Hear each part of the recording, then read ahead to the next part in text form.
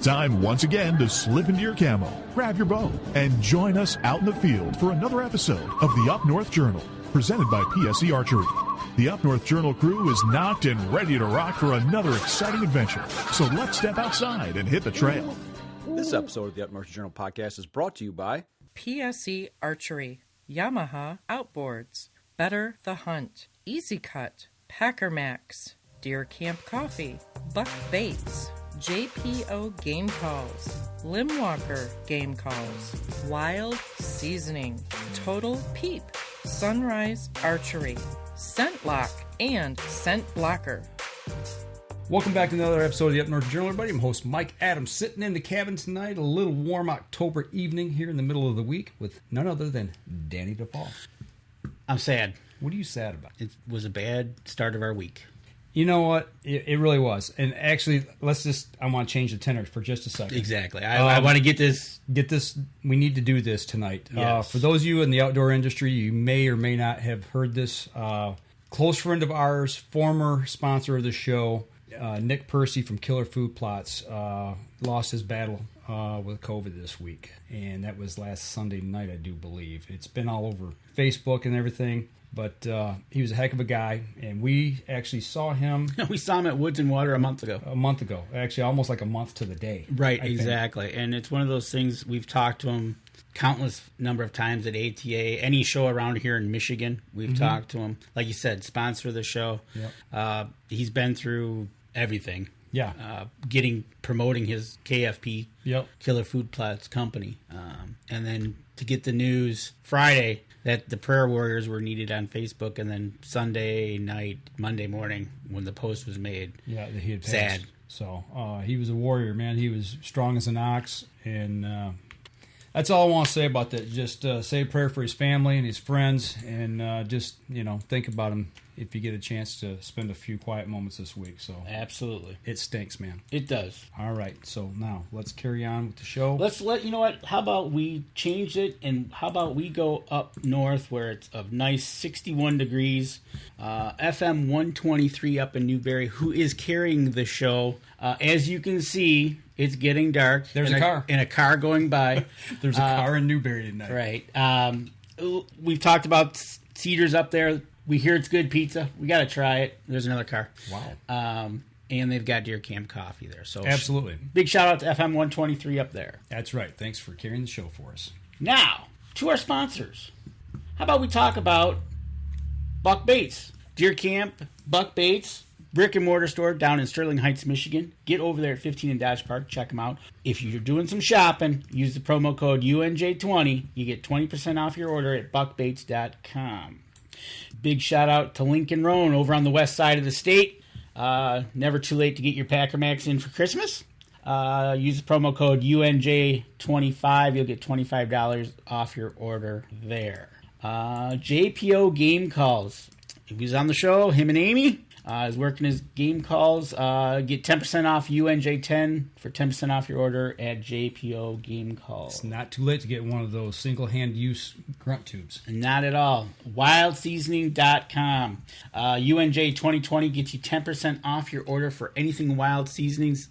Put it on whatever you're cooking. Even popcorn. I've been using it this weekend. Chicken? Gotcha. Absolutely. Deer Camp Coffee. Mike's having cold brew right now.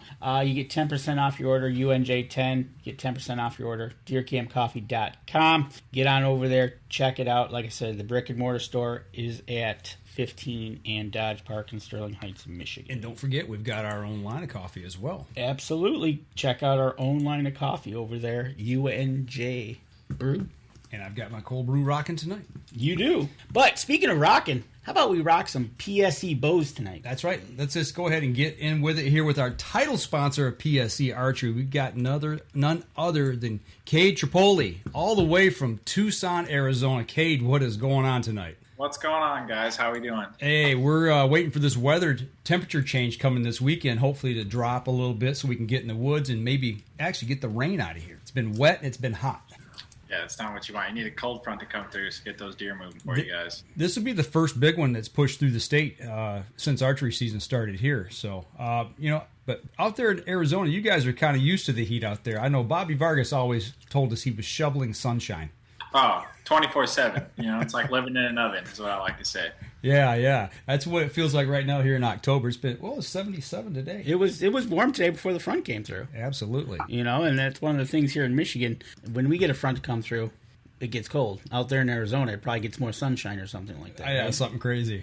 Right?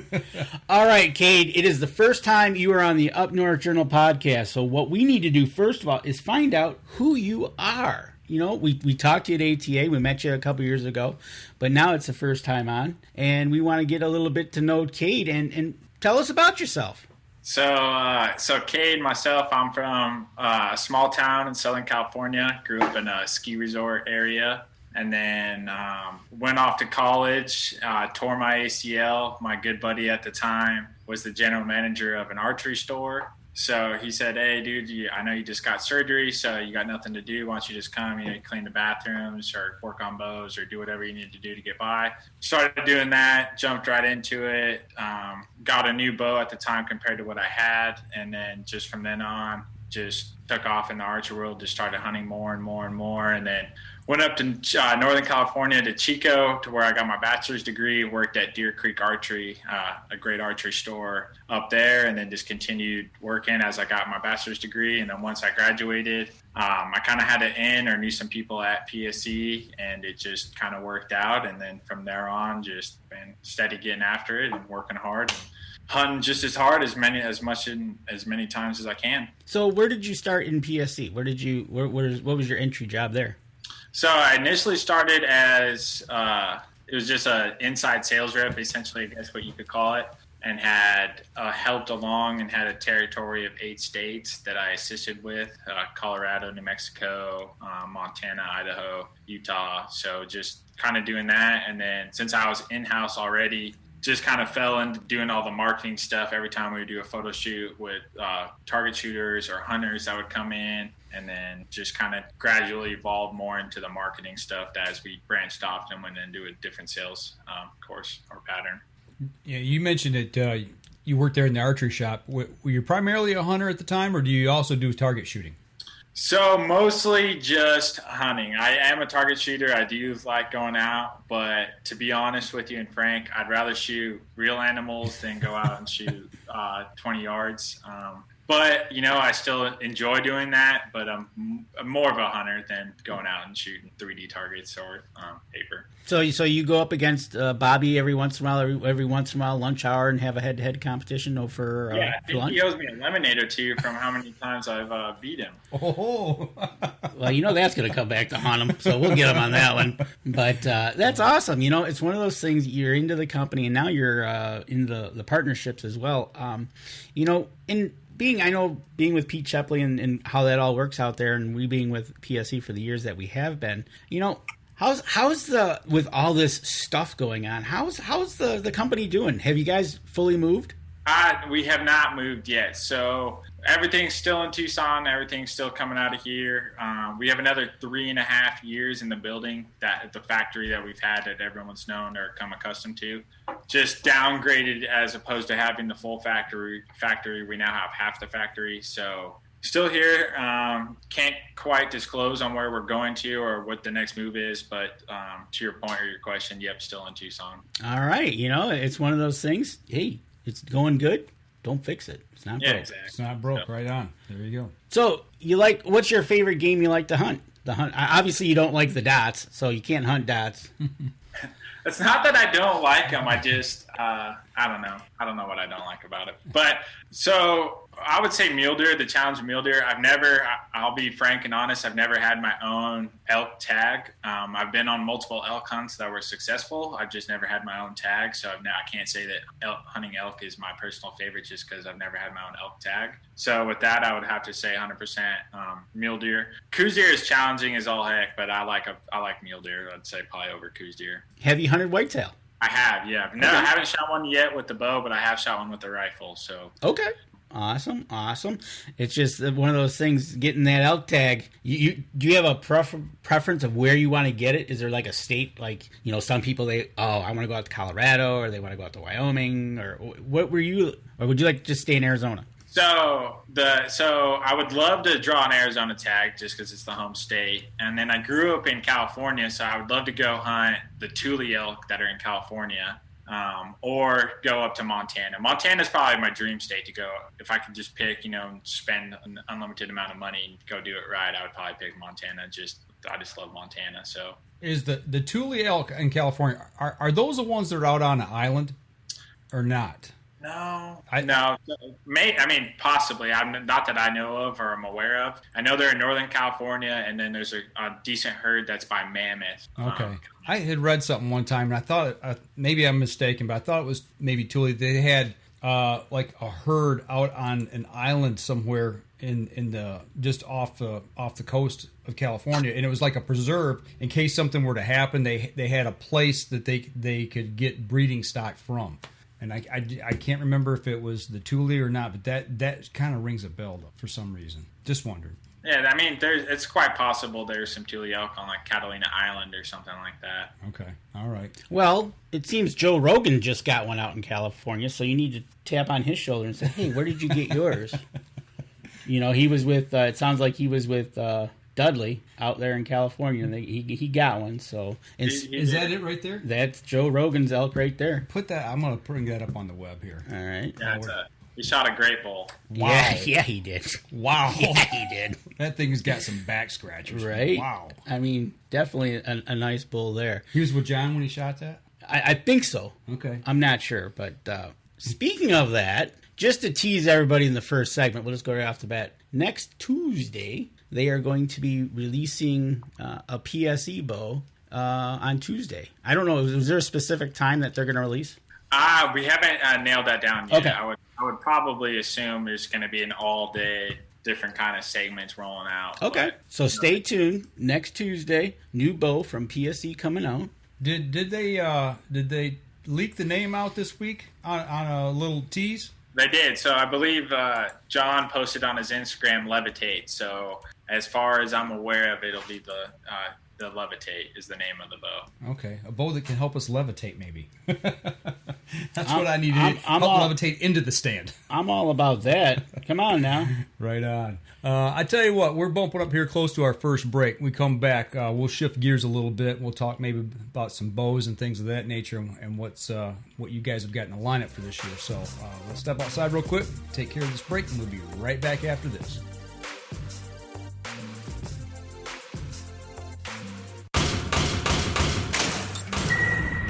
PSE Archery has reinvented the way you buy bows. From now on, you can make the most educated decision possible by basing your bow choice specifically on your shooting needs and goals. All you need to do is ask yourself, what kind of shooter am I? What do I want to achieve? PSE will help find the right category for you. So, what kind of shooter are you? Find out at psearchery.com.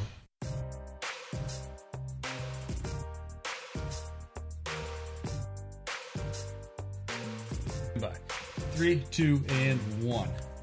Welcome back, second segment of the show. Sitting here talking with Cade about PSE, all good things PSE, and we had some good stuff come out this year. Cade, the EVL. I've got my 32 sitting here behind me, and before we started the show, you said you like the 34. I do.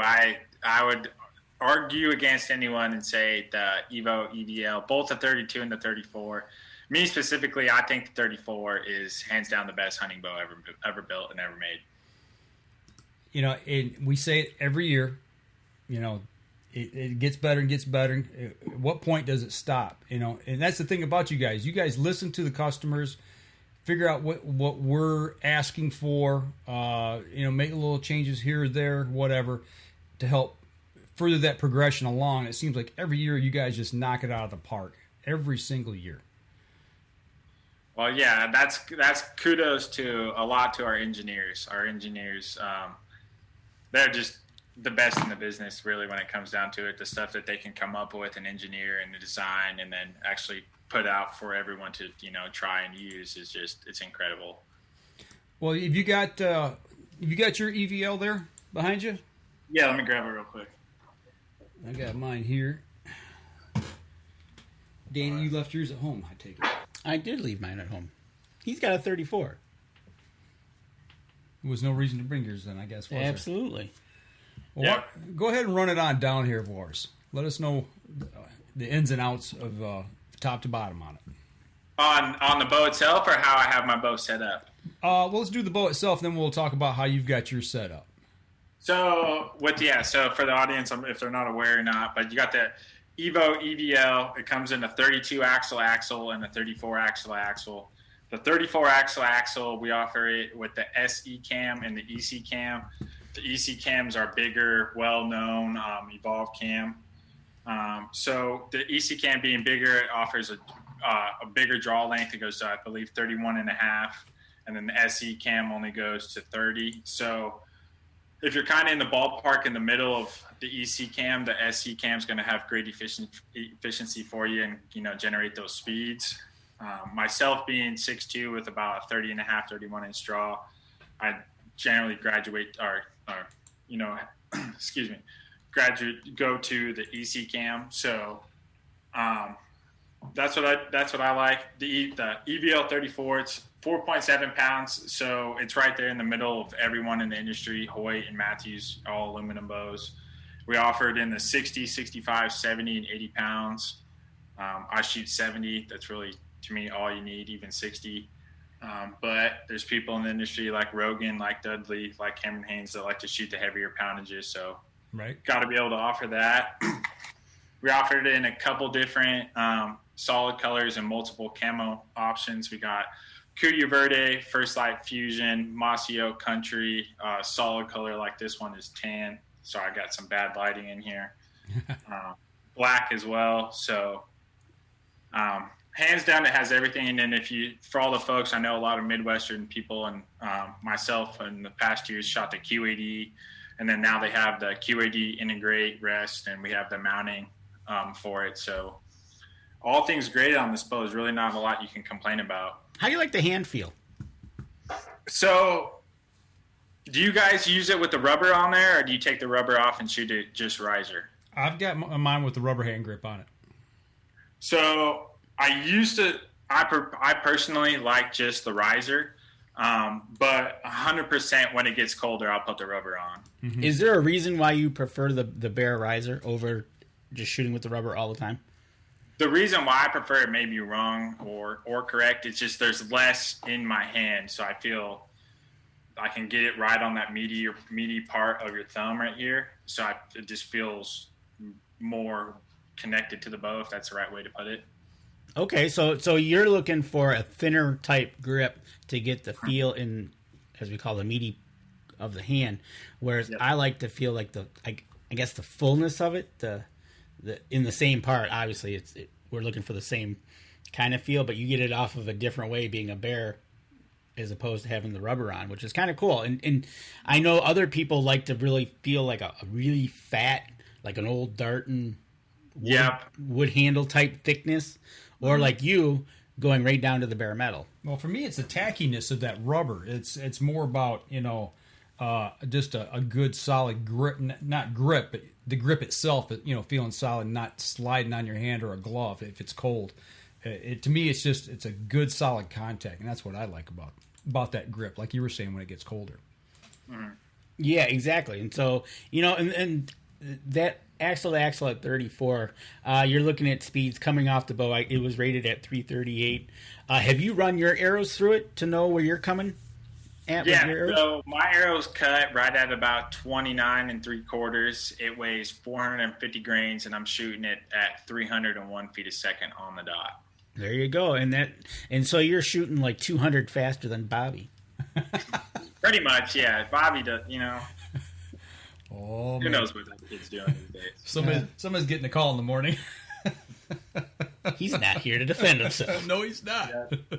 And so speaking of the 34 to the 32, we're looking at the website right now. The 32, if you like a smaller axle to axle like Mike's got, goes anywhere from 341 to 345 depending on your arrow setup, and there's only a 2-ounce difference between the two bows. So basically an ounce, an inch. Yeah. Right? So when you're shooting that like that, now Are you shooting a thumb release or finger trigger? Yeah, so I shoot, a finger trigger. And the reason for that is I'm, be the first one to say I'm not a professional shooter. I definitely punch the trigger here and there. And I'm more consistent under pressure on an animal punching the trigger with my finger as opposed to a thumb button. So I hunt with the trigger, and I usually target shoot with the thumb button. Okay. That's awesome. It's truthful, right? You understand what you're about, and that's what it is. Now, for me, I got the 34 myself, but I'm going to use that in the wintertime in the winter leagues to shoot at those wonderful dots that don't move. And so that's why I got the 34. Mike got the 32 because you like the shorter axle to axle. Yeah, I do. I prefer that just in the tree stand of having less item there to get in the way of anything. Like maybe if I got the shooting rail up, however I'm set up and what tree stand I'm in. I fell in love with that 28 a couple years back because it was really short. But I tell you what, this thing is a dream to shoot. And the thing that really impressed me about it, Cade, was when we got out to Sunrise Archery to set up. I mean, Danny can attest to this because he had his setup, I think, the week before I did. It set up so quick and so easy. I mean, we put all the stuff, we put the rest on it, we put the sight system on it, and got everything set up level and true, and bang. I mean, almost the first shot, it was almost a perfect bullet hole. It was so minor that we made a minor adjustment. Before you know it, we're tearing bullet holes with these things. Yeah, that's mine was very similar to setup. There's those one-offs that come out of the box and they're wrong, but I would agree with you and say that they're very easy to tune and very simple coming out of the box. Mm-hmm. And it's a very simple system to tune it in. So speaking of that, what rest are you? So go over the rest of your bow now that we've talked about.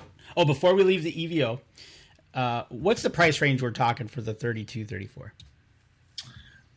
Off the top of my head, is it $15.99? No, that's the carbon. $14.99 or $13.99? I can't quite remember off the top of my head. I should know that. I apologize to everyone out there for not knowing that. You got to go to the website and check it out, and then head over to your local dealer. Right, and these are the pro bows, so you're only going to find them in the dealer. So you got to go over to a dealer and shot. I had a friend of mine call me up and says, "Hey, I'm looking for a new bow. I got him over to Sunrise." I almost said the other place. And he shot, actually, they lined up a few bows. There was, and this is no lie, there was the PSE, there was a Bear, and there was a Matthews. And he lined them all up, shot them all, and the best one he liked was the PSE. It was just for him. Mm-hmm. And, Cade, that's what we tell everybody that asks us, oh, what's the best bow out there? Well, it's the best bow that shoots good for you. Uh-huh. That's really it. I'm biased as I am towards PSE 100%. Everyone should buy a PSE, whether they like it or not. But right. When you do go into a store, the best way to put it, it's similar to mountain bikes or trucks and cars. It's you might go in thinking the Ford's the best, and then you hop in a Chevy, and then the Chevy is what it is for you. And same thing, you might go in thinking PSE is the best, and then you come out with the PSE. So, right. No, I'm just kidding. But yeah, it's like that. You just got to shoot what feels comfortable for you. If if you like it and it's going to make you happy after you purchase it, then that's what you got to roll with. But exactly. There definitely are better bows if you are more, I wouldn't say advanced of a shooter, but if you've been behind a bow for a while, different bows are definitely better than others. Well, you made Danny really happy doing the Ford Chevy comparison, seeing how he works for General Motors. Yeah, I like that one. Good call, that one. Yep. Oh. And so go through the rest of your bow. We see it there. You got the arrows on and everything. What kind of rest you shooting with, and go on through that. So, just the other day, I just put this rest on, but I shoot the AAE Pro Drop limb-driven rest. That's what I like to shoot. Any limb-driven rest, preferably to me, I'd prefer over a cable-driven rest. I shoot a black gold sight. I shoot a one that's adjustable, a 5-pin adjustable. I can get it. I think I was hitting out to 108 yards a couple of weeks ago. I'm shooting the AAE Mountain Series stabilizers with a back bar with their gripper mount, so I can run a back bar so everyone can get to see a look of it. I run a tight spot 5-arrow quiver, and I shoot gold tip arrows with AAE fletchings. So pretty much it's all AAE, and then my sight is black gold. You was talking about a limb-driven rest. Danny and I both swapped over to limb-driven rest this year. Explain to people the difference between that and the cable-driven, and why you might want to consider one of those. So I'm not the most technically advanced person when it comes to all this. I don't want to throw you under the bus. No, so I'm just going to tell the audience, so that way if they make fun of me in the comments or, if I go viral. So, so as far as I know, that with a cable-driven rest, it's not as efficient. So if you hit the back wall or you start to creep, your rest is going to want to do that as well. Right. Whereas with a limb-driven rest, once you get to that back all the way, it's not going to have as much play. Mm-hmm. So as far as I know, that's like the main or the biggest thing. I could be incorrect. If someone wants to chime in, they definitely should. No, that's a correct statement. Derek over at Sunrise explained it pretty much exactly like how you did when we were looking at him, and we were going over from the cable driven, and I've always seen him. And it's like, so we asked him about it, and that's the same one he shot for years. So we switched over this year, and so far I have no complaints about it. Yeah, I love it. So, and then it's silly, but I know with like a QAD and a ripcord, you just pop it up, and your arrow's always right there. Mm-hmm. I guess I just like the fact that sometimes, I forget to do that, but with a limb-driven, no matter where my arrow is, say it's on the AAE, or this, for instance, this is a Hamsky, I can just, if my arrow is knocked, all I got to do is draw back, and I know the arrow is going to lift up and fall down into the seat of the blade, whichever blade's on there. So again, I don't know, to me, just the simplicity of knowing that my arrow's always going to lift, and I don't got to click anything or hold it with my finger down. It just there it is, ready to go. That was one of for the first couple of times of me getting used to letting the bow pick up my arrow instead of like on the QAD, turning it up, putting it into preload position. Right. It was like, oh, okay, let the bow do it. And it would. Now it's okay, but at the first couple of times I was kind of nervous. No, not gonna lie. Mm-hmm. Oh, it's definitely something to get used to. So, but ever since shooting one, I've been shooting one for the last, I'd probably say 3 years. No reason to go back. I wouldn't, if that's what I needed to set up and that's what I had and everything, I would more than not shoot a QAD or like a ripcord. Great rest. They both companies make great rest. Oh, no, I've shot both of them. Yeah, we've shot them for years up until this year. We just wanted to try something different. Just like your sight. Which black gold do you get? So I believe it's the Ascent Vertic Assault. So just my pins aren't micro, just the housing is, and I wish I would have got it the reversed way. But okay, it's a tank of a sight, and so I can't speak highly enough of black gold and what they have to offer. This is my first year with a black gold sight, and I'm pretty ecstatic about it. And had a story today with Derek over at Sunrise about adjustable sights, and we'll have to have him on the show to explain that one. Right. But I tell you what, that sight is just, the black gold is just lights out. Not gonna lie.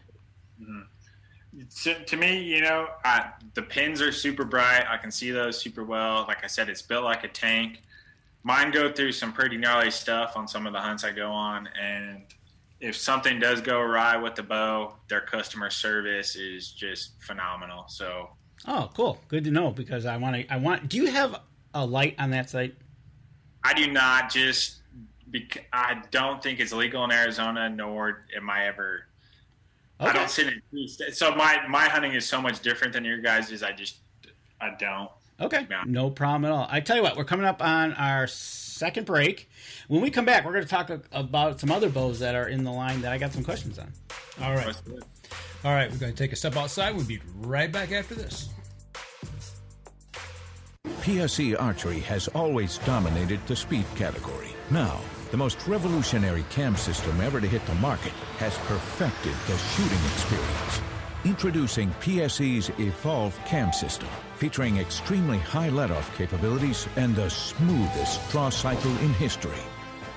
No other cam system has ever delivered this level of total comfort and total control.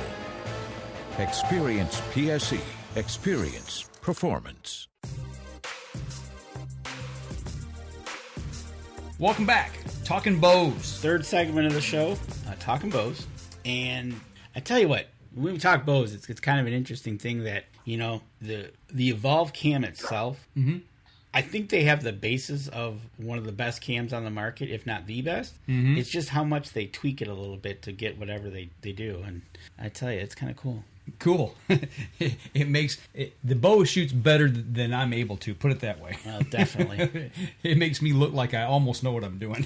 So, Cade, you talked about one of your wish ones going out to Montana, maybe doing some elk, like a Western style. Obviously, you're in Arizona, so you're out west. Talk a little bit about the carbon bows that PSE has, the lightweightness that they offer just for that type of style hunting.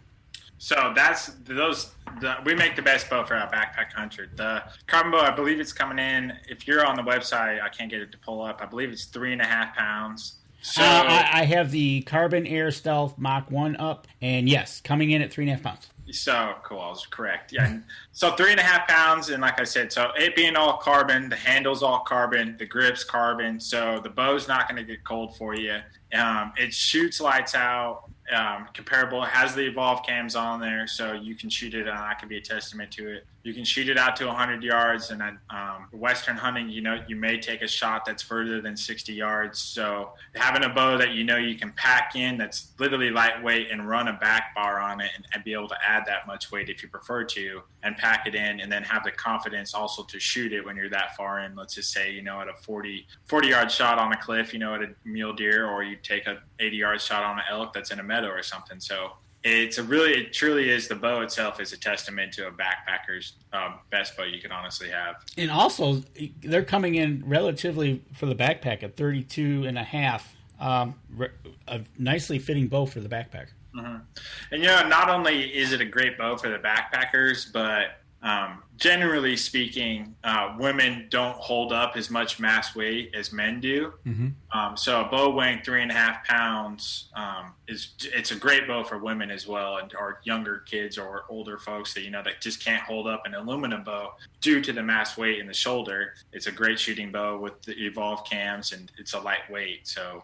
And then you can see on the screen here as we're talking that they come in 5 ranges from 50, 60, a 65, a 70, and an 80. So, like you said, if you can do that 50 pounds and you want a nice light bow to carry around, and you don't get cold on the handle if it gets cool, it would be a good one to go out and check out. So, and then so I know we're talking about the carbons. Definitely for all the folks listening and watching and everything, what we have coming out later this year is going to be some pretty awesome stuff regarding carbon. So so tease number 2 in the third segment. Stay tuned. More carbon coming from PSE. 100%. There you go. That's awesome. Time frame wise, are we looking like spring of 2022-ish? I'll just say between now and then. Between now and then, okay. All right. There you go. That's pretty specific. I like it. Oh, man. So, now, with the carbon bows, you're talking about a little bit about the lighter weights for women or for older people or for kids. And you think, what is the EVL command? That was 4.2 pounds. Is that right? You think...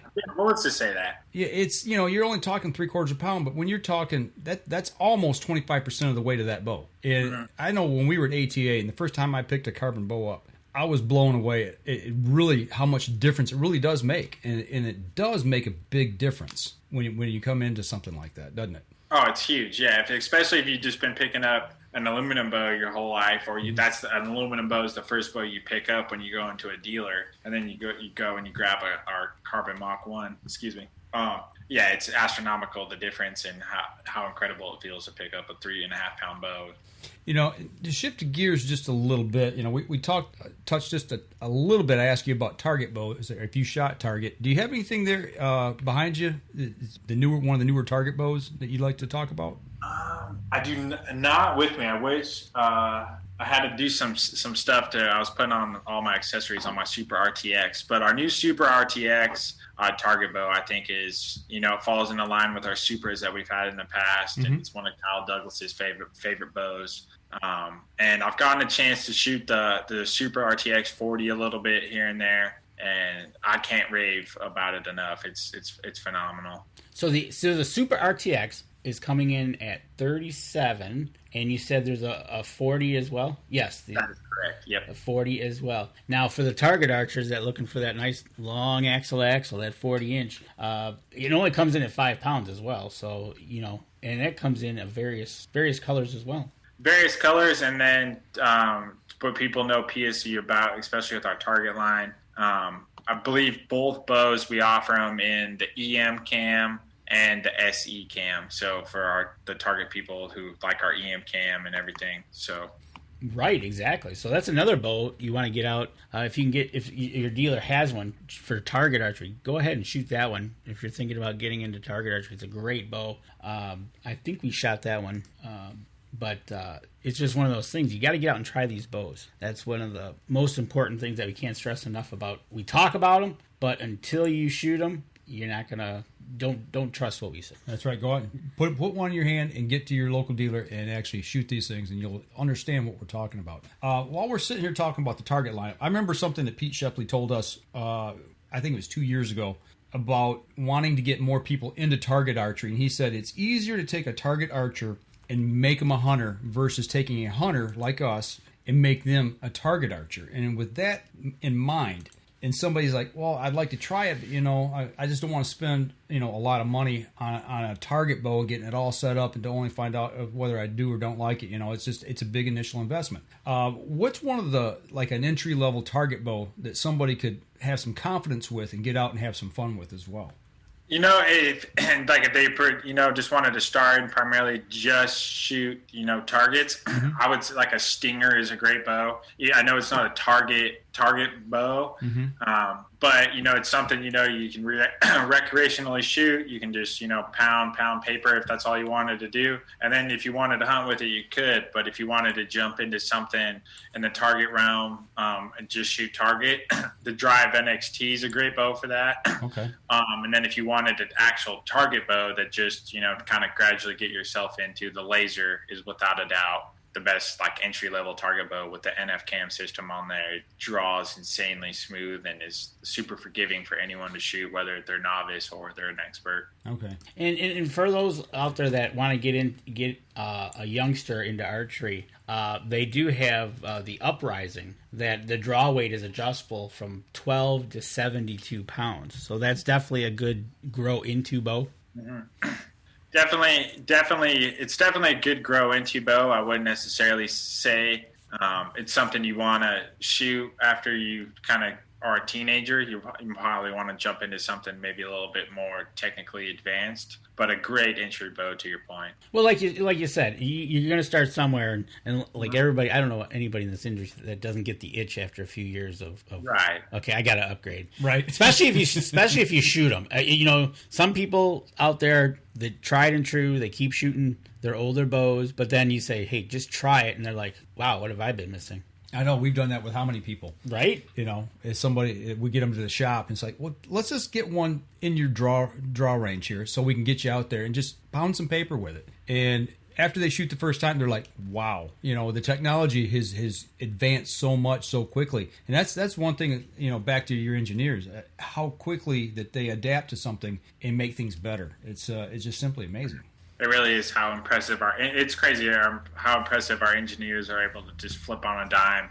When one of our bosses, or like you said, like consumers are kind of leaning this way, or the market's dictating we're going to go this way, and how quick and able they are to just produce what we need, and it sells. And so it's a real testament to how ingenuity, how good they are. Well, and that kind of leads me into the next question about working with John Dudley as well. I mean, when y'all started that partnership, that just the little tiny things, I remember that first day when they made the announcement and they brought the bow out, and you could just see the little tweaks that he did, and everybody's just blown away. It's like, yeah, well, that'd be cool to have on one of mine, like the little kickstand, something as simple as that. Yep, that and the dual burger bowl button, the fixed cable guard, and yep.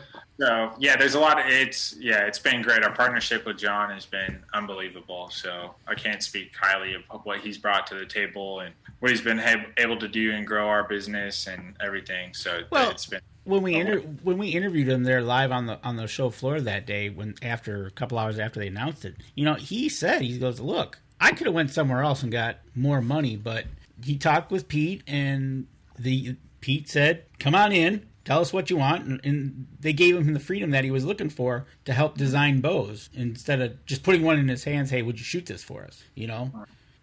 Yeah, so he's been to the factory a couple of times and has met with engineers and kind of goes over some stuff. So, and then our engineers too. So, not taking anything away from our engineers or Dudley, but they definitely work hand in hand. It's not necessarily, I wouldn't argue that, one is superior than the other. So it's definitely a teamwork kind of makes the dream work ordeal here. So, well, it's knowing how he communicate what he wants, and your engineers being able to pick up on it and bring it to his hand of what he's looking for. That shows on both ends, right? That your engineers are really acceptable to what he's wanting to have, and he's a good explainer at doing so. Oh, 100%. I agree with what you said. That's it.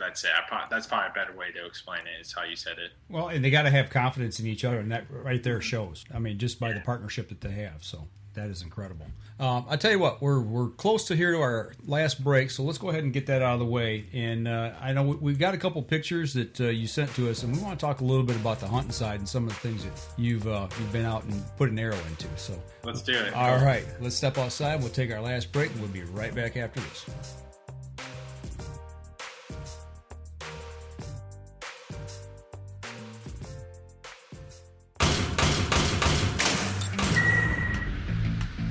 Acceleration is part of PSE's DNA. PSE pioneered the speed movement. Now they've developed the vapor category to help you find the most powerful bows on the market to fit you. High speed equates to intense power and building the momentum you need to be successful. Are you a vapor shooter? Find out at PSEArchery.com.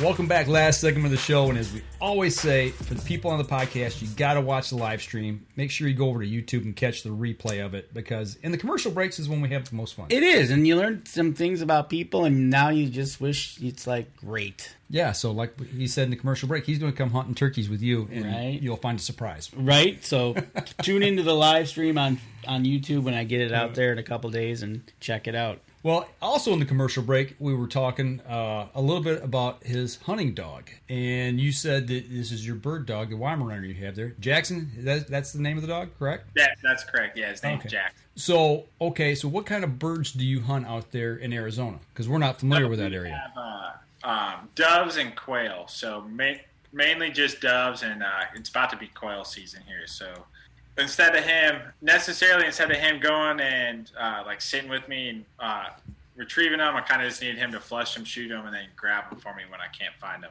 Gotcha. Okay, kind of like partridge hunting here in Michigan. Exactly. Okay. He's a flush dog. Yeah, exactly. It's just a little tough because I got him rattlesnake trained, and there's so many bloody rattlesnakes out here that sometimes he just does a 30-yard loop around me, and I need him to find birds, but he's avoiding rattlesnakes. So sometimes it gets a little tricky. Nice.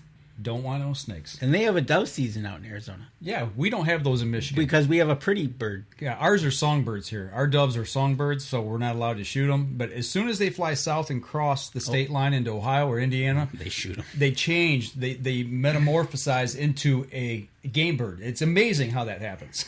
Isn't that? Yeah, so we got the mourning doves and then some white-winged doves. and another one as well. I think it's more rare or than the northern part of the state or down by Mexico or something. Okay. Well, speaking of hunting, you sent us a couple pics. We got some deer and we got a nice hog here. Where do you want to start with? Whatever one you got pulled up first, we could talk about whichever. Okay, we got a nice velvet buck here. Tell us about this. Velvet buck. So I believe that is the deer I just shot on my Utah backpacking hunt. Was up there for about 9 days, and what an incredible hunt it was. It was super tough. Everyone going up there told me it was a drought year, so like deer might be minimal, it may not be that big.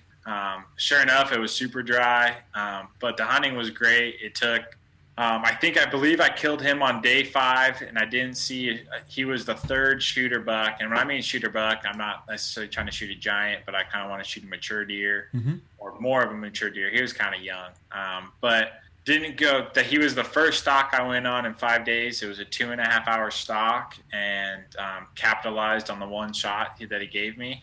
And like I said earlier in the show, out hunting west, you may take shots out past 60 yards, and I shot him at 75 and hit him through both shoulders. And like Rut Daniel says, I don't know if you know of him, but he didn't go 20, so it was pretty awesome. He didn't go 20. Exactly. Right? So 75 yards. Was it warm, or were you up in the cool?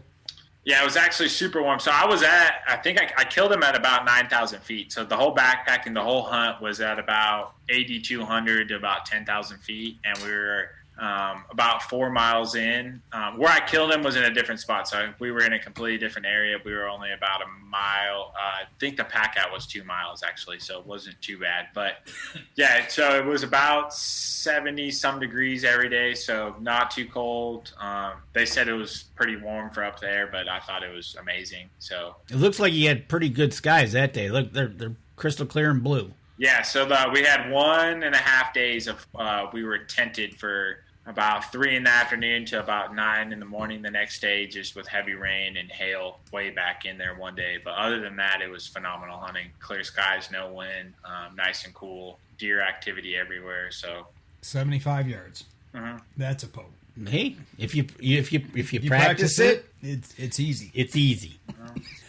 So yeah, it's like I said, the bow. Why I argue it's the best bow, just having the confidence in. I know in shooting out to 100 yards that this bow holds tight groups. Not I hit a pie plate at 100 yards. No, this bow shoots like tennis ball size groups at 100 yards, not a pie plate size group. So you said that the very first time after we got back from the shop of setting my bow up, I was over at Danny's house and we were shooting, and it was 20 yards, okay, 30 yards, fine, 40, 50, 60 yards, still sticking them in the bullseye.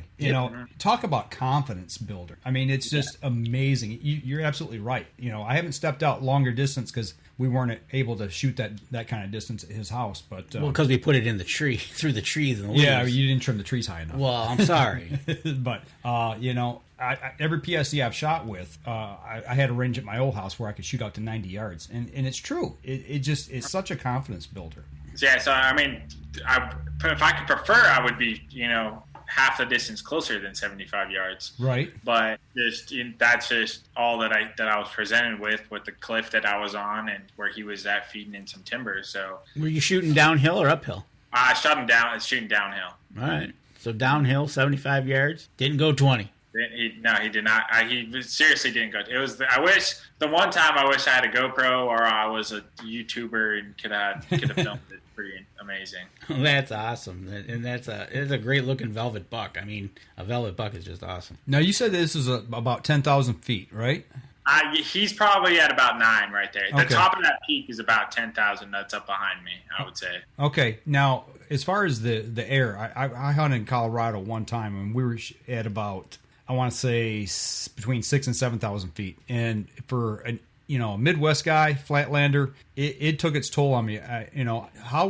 How did you adapt to that? I mean, where you're at normally, where you hunt out there in Arizona, are you hunting high? Are you hunting low? Did it bother you at all?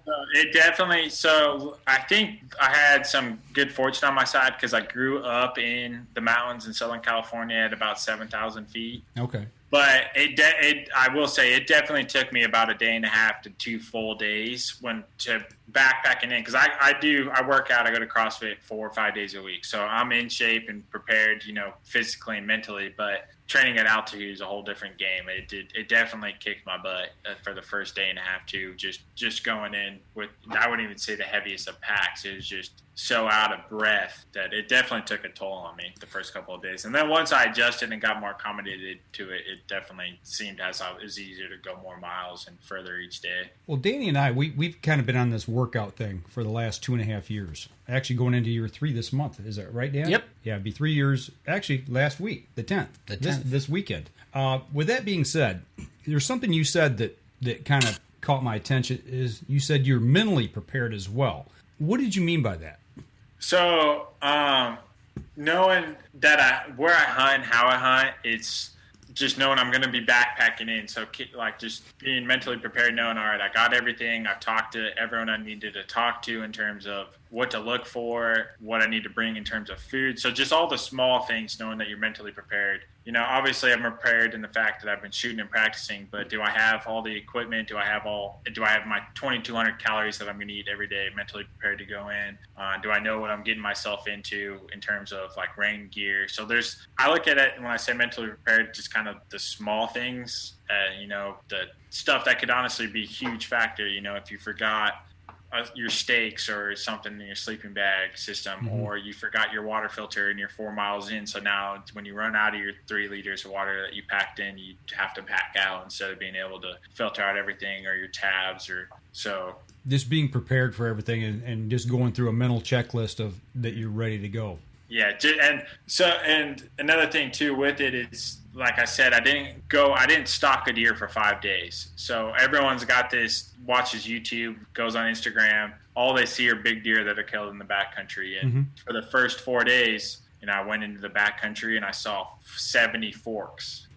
And, so you just got to be mentally prepared that you got to keep after it. Just, as one of my good friends and guys that shoots for us, Sam Davis says, predators never quit. So they never quit. You just got to stay after it. Well, you probably sat on top of the hills glassing till one that you said, okay, that's the one. And like you said, you saw a deer, just ones that you weren't typically going to go after, that you set up in your mind that you wanted to go after for your hunt. Right. Yep. So no, it's all how you want to make the hunt, right? Now, if you would have been in I'm going to shoot the first thing that I see.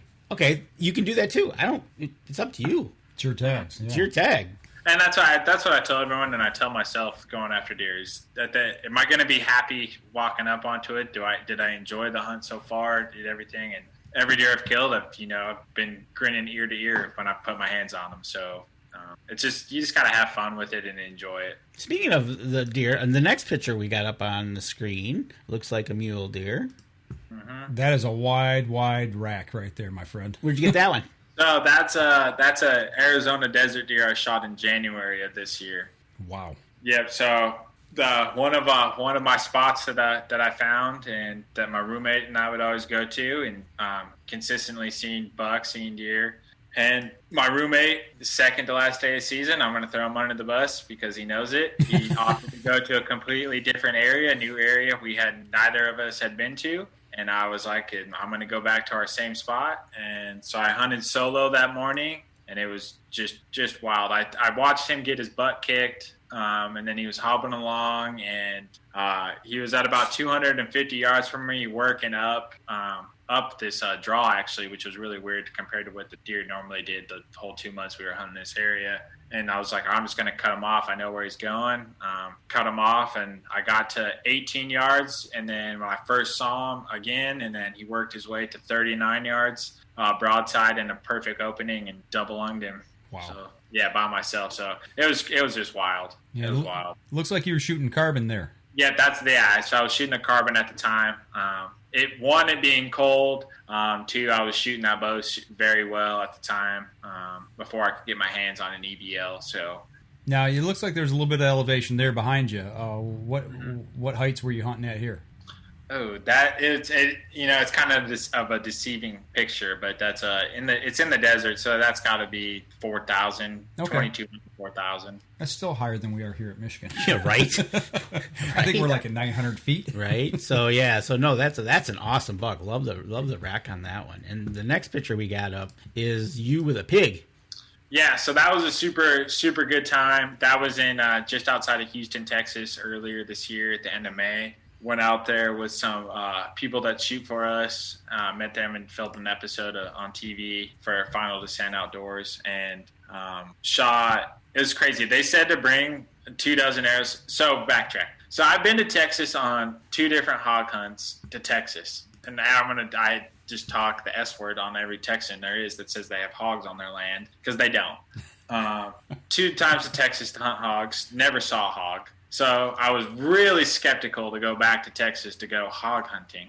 But got wind that my man Billy has Hog Heaven, Hog Wild Adventures, and they said bring 24 arrows, and I wish I would have brought 24 arrows because I shot 11 pigs and had to reuse arrows. It was insane, guys. It was I was probably seeing north of 200 pigs a day. It was unreal. Did you see them all day long, or was it like morning? All day, from sunrise to sunset. Were you walking after them, or? Yeah, we did. So that one that I shot, sitting behind there, I shot on a tree stand. But yeah, we did. We would stalk usually midday when they were kind of more just laying out in the sun and not doing anything, and then sit over the feeders and stuff when they're like morning and evenings.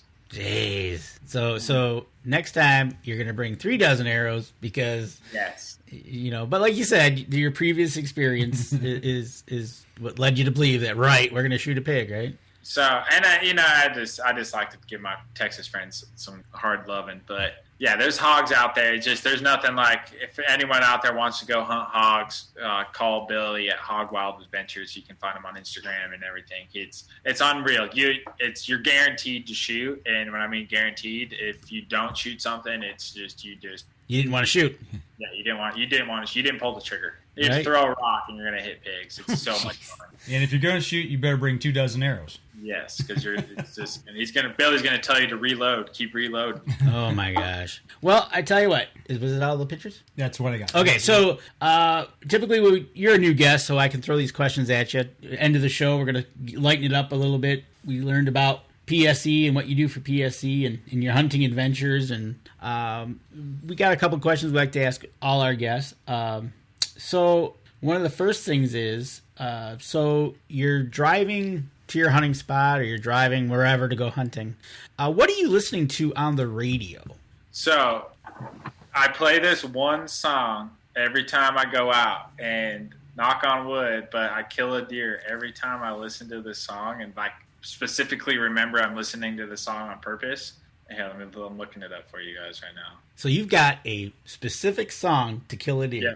You know Bobby's going to be walking in tomorrow playing this. Right. So it's, here, I'll put it up to the screen. I don't know if you guys can see it. But it's unapologetically country. It's hell by Hardy. There you go. All right. So you're listening to that song to go kill a deer. Yes. That's I have to play it every time I go out. Just because he references deer hunting in it and stuff, and it just reminds me of stuff that I've done. So. All right. So you've made it out to your killing spot. You've got your backpack. What's your favorite snack that's in your backpack? Oh, because you can't go hunting snackless. That's right. Hard sin. So one, I have to pack in coffee, no matter, even though I usually have like my Jetboil make coffee while I'm out there. But if I'm driving somewhere, let's just say I'm hunting Arizona, coffee's a must, and I 100% buy some sort of or make before I go out every time. Like a egg, sausage, biscuit, or breakfast sandwich. I have to have a breakfast sandwich. But I guess then a snack, I always have candy and those Honey Crisp waffle snack. I don't even know what they are, but they're like a waffle Honey Crisp thing. Yeah, so you got to have those, huh? Those payday bars are always in my hunting pack too. Can't go wrong with a payday, my friend. That's right. So. Paydays are good. I got to call somebody out right now. I was out kayaking last week. There was a bunch of us. We were up on the upper stretches of the Manistee, and they were handing out candy along the way. I mean, it was like we were trick-or-treating between kayaks. Well, Nancy, my girlfriend, she's passing them along, and she kept the paydays. She didn't give me one. I didn't even know she had them. And after she ate them, she goes, "Yeah, I feel guilty. I gotta admit that I didn't give you a payday." So nice. I'm calling her out. I'm calling her out on that. That's just wrong. That's so wrong. All right. Another question. Your favorite type of whether it be a venison meal or you're going to cook Mike and Dan a meal. What kind of game meal would you make us? We're going to have some backstrap steaks, and we're going to have some veggies, and I'm talking like peppers, like bell peppers. We're 100% going to have a jalapeno diced, like cut split up so you can eat it on top of your steak. And then asparagus. I love asparagus, so it's going to be like bell peppers, asparagus, a nice steak, and you're going to have some rice with it. That's my go-to meal right there. I've not heard anybody ever say that before when we ask them that question. Which one? Well, I mean, they always say back straps, but everybody's got their own thing to it. But he went so far as to, with the extras as well. I'm all right with that. I am too. Sounds good to me. I'm ready to go to Arizona for my steak dinner. Right? That's what I'm cooking up. If you're coming over, that's what we're having. There you go. And the last question we got for you is, so we've enjoyed your steak. We're going to sit by the campfire, and you're going to tell us a story. A hunting related or something in your life about the outdoors or archery, whatever it is that you would want to tell us that really hit you as a story to tell us. Me telling a story. I would definitely be I can contest to this. I'd definitely be a better storyteller if I had a couple lemonades in me. And then things could just turn for a wild turn. But if I'm just hanging out telling, probably that a photo of a deer I didn't send you is the California state record deer that I should have that he's technically not the state record of. That's a pretty wild story. So the state record that wasn't. The state record that wasn't correct. There you go. He was on the wrong side of the freeway is why he's not the state record. There you go. So there you go. That's our questions we typically ask everybody, and then I'll slip you an extra 20, and then you can tell me a Bobby Vargas story. Yeah. And then we'll go at it. I got so many extra. Trust me. Oh, we got to get Bobby there to give him the lemonades that he owes him so we can... There you go. There you go. I like it. Exactly. Oh, I tell you what, man, we've taken about an hour, a little over an hour here with you tonight. We appreciate you taking time out of your night.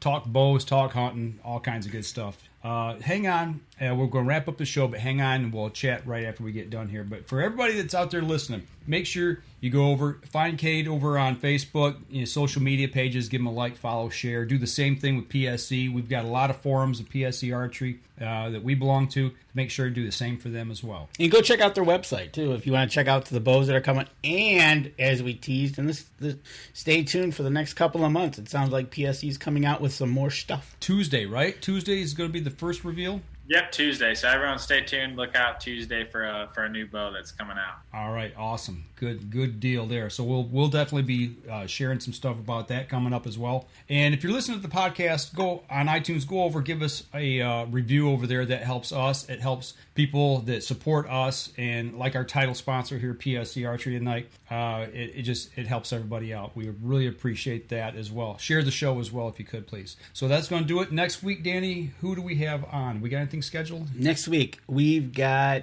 I do believe, Brett King. Brett's coming on next week? Yeah, I think it's after the championship, so I think Brett is on next week. Okay, so next week's a Yamaha week. Yeah. Okay. So we're going to have Brett King on, and... Are we doing Wednesday night? No, I don't think so. Because I'm going to be out of town Thursday. Well, we'll talk about it after the show. All right. Way to go. Stay tuned, everybody.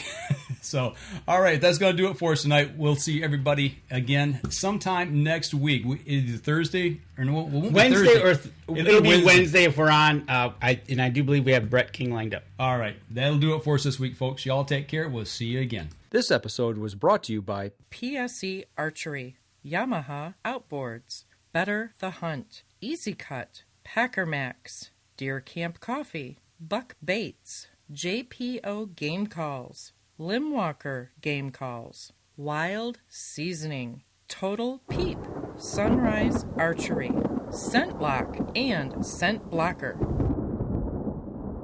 Thanks for listening, and join us again here next week. Until then, remember, as we always like to say, if you're out on the water or in the woods, shoot straight and be safe until next week on the Up North Journal.